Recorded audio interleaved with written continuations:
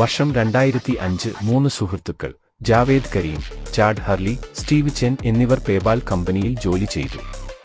തുടർന്ന് അവർ ഓൺലൈനിൽ ഒരു വീഡിയോ പങ്കിടാൻ ആഗ്രഹിച്ചു.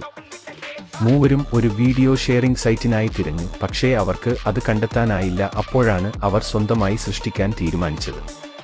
സാധാരണക്കാരായ ആളുകൾ അവരുടെ ഹൗസ് വീഡിയോകൾ പങ്കിടുന്നത് ആസ്വദിക്കുമെന്ന ആശയം അവർക്കുണ്ടായിരുന്നു. 2005 ഏപ്രിൽ 23 സാൻ ഡിയാഗോ മൃഗശാലയിലെ ജാവേദ് കരീമിന്റെ സഹസ്ഥാപകനായ മീ അറ്റ് ദ സൂ അവർ തങ്ങളുടെ ആദ്യ വീഡിയോ അപ്ലോഡ് ചെയ്യുകയും യൂട്യൂബ് ജനിക്കുകയും ചെയ്തു.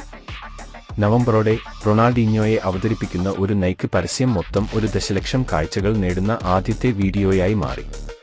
2006 നവംബറിൽ $1.65 ബില്യൺ യൂട്യൂബ് വാങ്ങാൻ ഗൂഗിൾ കമ്പനിയെ പ്രേരിപ്പിച്ചു.